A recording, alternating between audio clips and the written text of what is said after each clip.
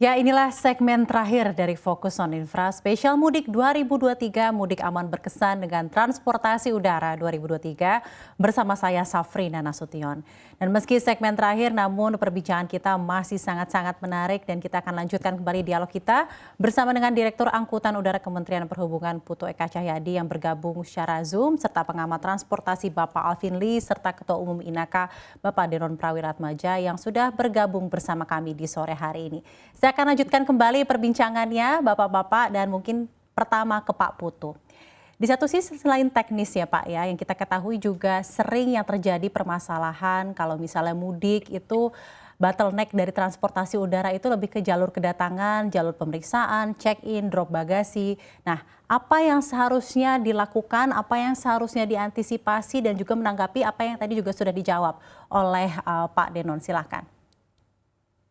Baik, makasih Mbak Safrina. Jadi saya juga ingin menyampaikan sebetulnya kan penerbangan ini suatu layanan yang sangat terencana ya. Masyarakat mengetahui jadwal keberangkatannya jam berapa. Ya, jadi teman-teman masyarakat juga tahu jam berapa mereka harus melakukan check-in. Nah, tadi juga kita sampaikan bahwa di pre-flight ini tentu ada hal-hal baru yang di-deliver ya dengan adanya teknologi sekarang. Jadi proses pelaksanaan check-in tidak harus mengantri ya seterusnya karena kita juga sudah mendeploy beberapa konsep-konsep digital ya teknologi yang juga bisa dilakukan apakah web check-in, city check-in dan seterusnya. Malahan juga ada kios, kita bisa mandiri melakukan check-in. Jadi bottleneck dari proses ini juga dilakukan ya pengaturan di bandara, personil bandara. Ya, kita juga sudah memisahkan ya mana penumpang yang antri misalnya untuk kebutuhan bagasi, mana yang tidak membawa bagasi.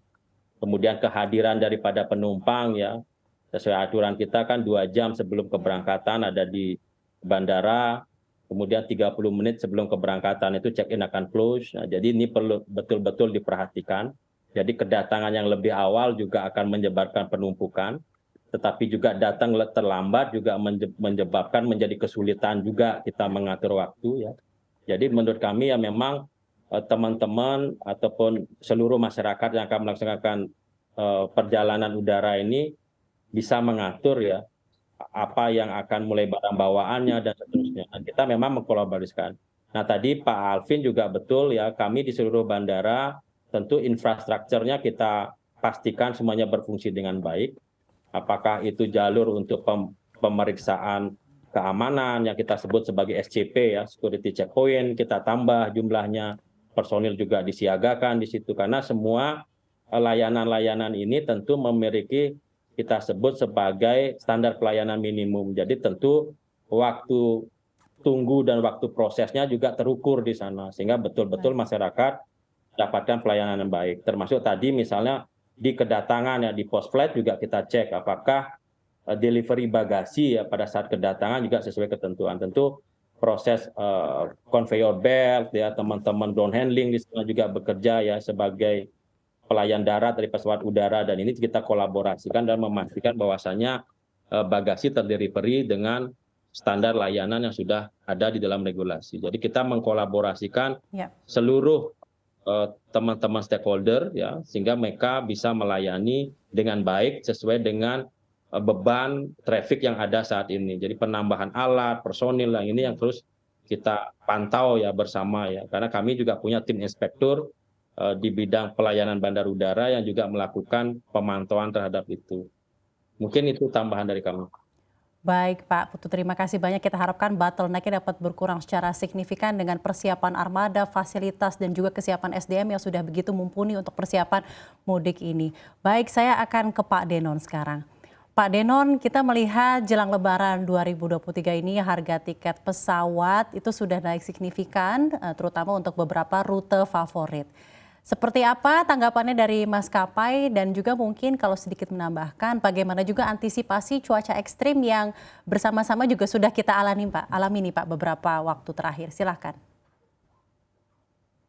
Oke, jadi kalau kita lihat market domestik di Indonesia tahun 2019 ya sebelum kita masuki COVID pada saat itu kurang lebih sekitar 190 juta penumpang untuk market domestik kita. Di tahun 2020, tahun 2021, market domestik kita menurun sangat tajam, sekitar 70% dengan jumlah penumpang sekitar 67 juta penumpang per tahun.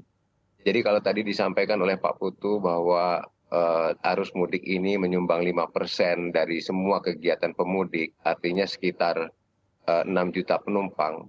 Maka 6 juta penumpang ini memberikan kontribusi sekitar 10% dari seluruh kegiatan penumpang yang melakukan kegiatan penerbangan dalam 1 tahun. Tentu ini akan sangat membantu maskapai ya dari 13 maskapai di 51 bandara di Indonesia di dalam melakukan proses recovery selama 2 tahun terpuruk oleh COVID.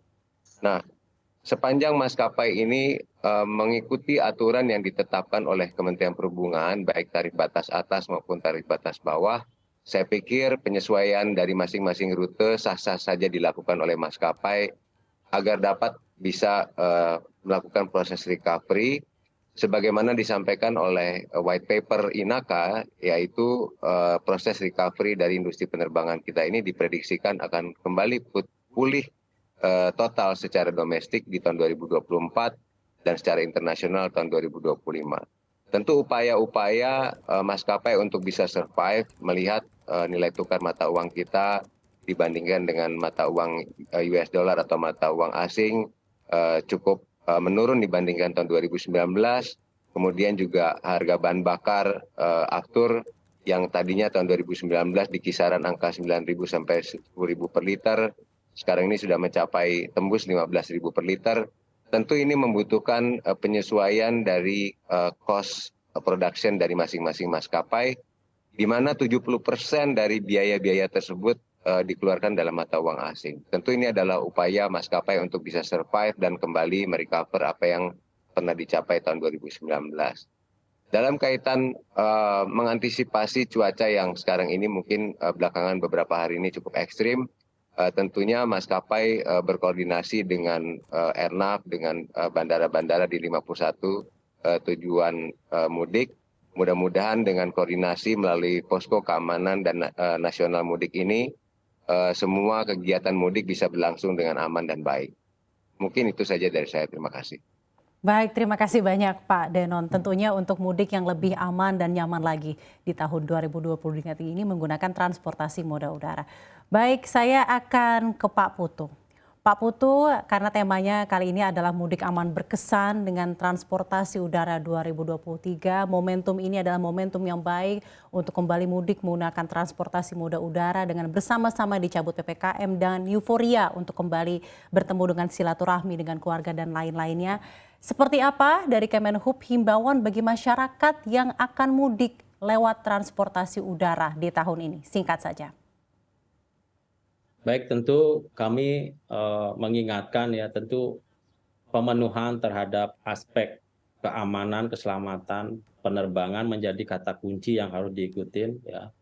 Apakah membawa barang bawaan, ketentuan proses check-in misalnya, ketentuan membawa berat bagasi, berapa yang diperbolehkan di atas kabin pesawat, kemudian proses untuk boarding ya. Ini hal-hal yang memang sangat menentukan dari proses kelancaran di bandara. Jadi tentu kami mohon kolaboratif seluruh masyarakat untuk terus memberikan dukungan, dan tentu tadi juga komitmen yang disampaikan oleh teman-teman maskapai ya, diwakilin oleh Pak Denon.